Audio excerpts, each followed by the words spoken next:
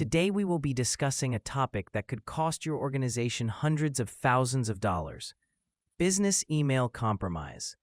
We will explain what it is, how it works, and what we can do to help stop it. This training is brought to you by the TML Risk Pool and the Cyber Squad. Every day, public sector organizations process payments, manage vendors, and communicate through email. That trust and reliance on email is exactly what attackers exploit in a business email compromise, or BEC. A business email compromise is a targeted attack where a criminal impersonates a trusted person or vendor. It is one of the most common and costly cyber attacks affecting organizations today. The attacker's goal is simple: trick the organization into sending money to their account. It's a manipulation of trust, timing, and process. The reason it works? It doesn't hack systems. It tricks people. The attack often starts with research. Public sector organizations publish vendor contract awards, staff names, org charts, and contact information. Attackers use this to identify targets by name: financial staff, procurement teams, executives, or vendor partners. Next, they gain access to a real email account or create a convincing lookalike. It may be your email account or your vendor's that has been compromised. This can happen through phishing, stolen credentials, or simple domain spoofing, like changing one letter in a vendor's email address.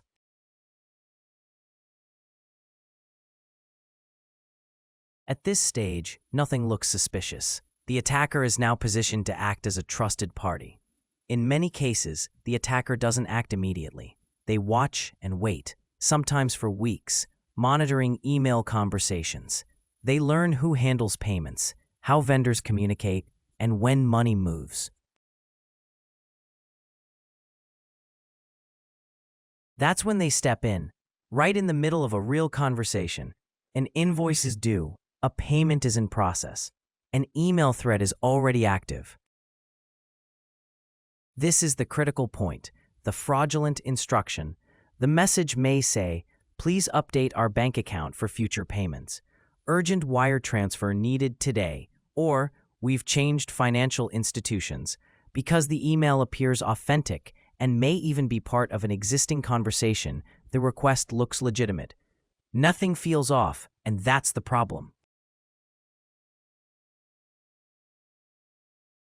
As a result, the banking information is updated. Once the payment is sent, the funds are quickly moved, often overseas, making recovery difficult or impossible.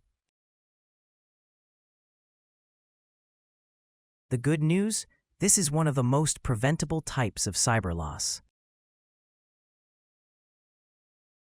The single most effective control is simple: never process a payment change based on email alone. Any request to change vendor banking information must be independently verified using a trusted method. Pick up the phone and call a known contact already on file, not the number in the email, not a new contact, a known, trusted source. This one step can stop the majority of BEC attacks. No single person should control the entire payment process. Strong organizations separate responsibilities. One person enters a vendor change, another approves it, and the third releases the payment. This reduces the likelihood that a single compromised account can complete the fraud. Payment changes should follow a formal, consistent process and be handled as high-risk activities. This includes requiring a standardized change form, supporting documentation, and proper authorization. When organizations rely on informal communication, attackers have room to operate. Standardization helps remove that ambiguity. BEC attacks rely on urgency. Messages often say, "This needs to be done today." Organizations should introduce an intentional delay, especially for first payments after a banking change or urgent last-minute changes. Vendors should be told that any banking change requests will trigger an automatic payment delay. Slowing down the process is not inefficiency, it's protection. It should be mandatory. Technical controls still matter. Multi-factor authentication, phishing protections, and external email warnings can help reduce risk. But it's important to understand, these controls are not enough on their own. BEC attacks succeed even when systems are secure because they target people and processes.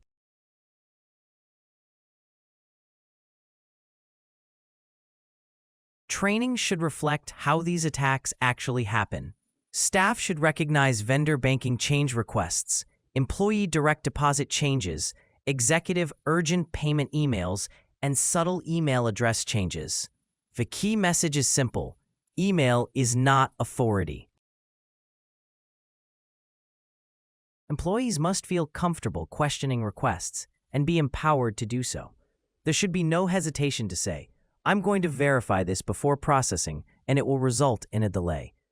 Organizations that prevent fraud are not faster, they are more deliberate. Verification should be expected, supported, and encouraged.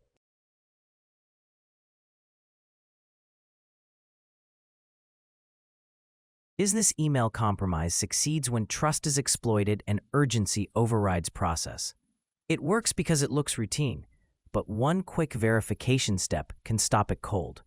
When it comes to payments, slow down, verify, and protect your organization.